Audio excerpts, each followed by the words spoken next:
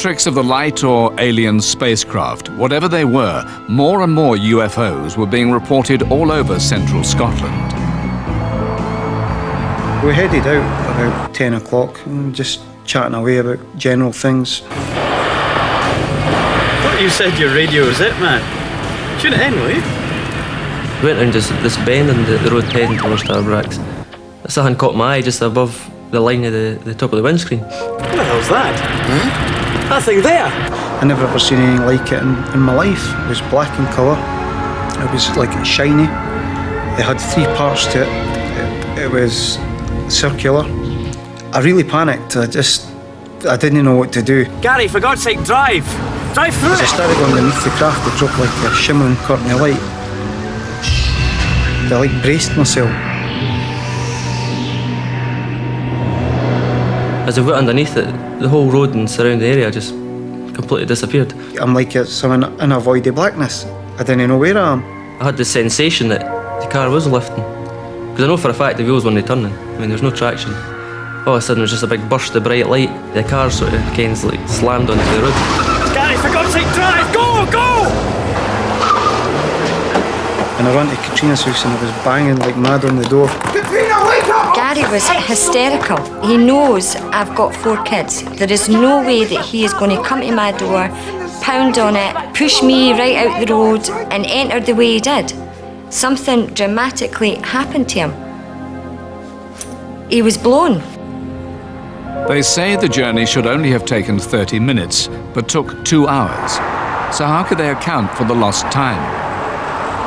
I'm an hour and a half missing out my life, and I don't know how or why.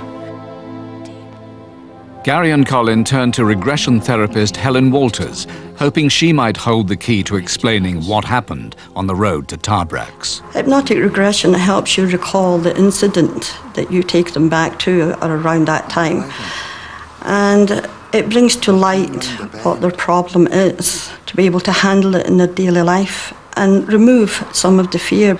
Dark! I just saw this thing coming towards me, these things. Gary? And I was just terrified. What can you see? Man! And all I remember is just pure fear, absolute terror. Can you see something, Colin?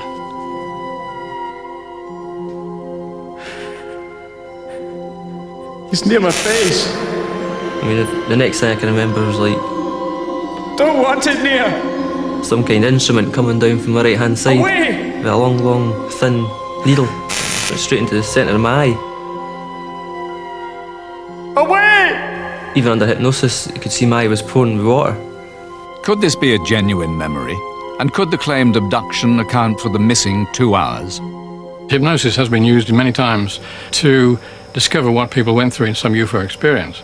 Unfortunately, hypnosis is a dangerous and flawed technique. People are regressed to the events that they think happened to them, but unfortunately hypnosis is rather prone to produce fantasy more than fact. And so fictitious tales emerge. The story had a galvanizing effect on local opinion. Me and Colin, in a court of law, we would be taken as two good witnesses, but because it's such a subject like this, it's looked on as if we're mentally disturbed or something else, and it's just no fair.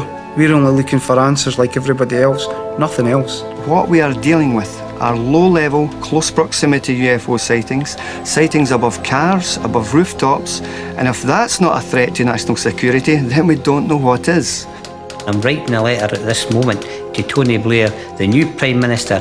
I'm saying, you get in here and give us an explanation. Now, it might be a logical explanation or a rational explanation, but we demand an answer. So far, Councillor Buchanan's extraordinary request for a government inquiry hasn't been taken up.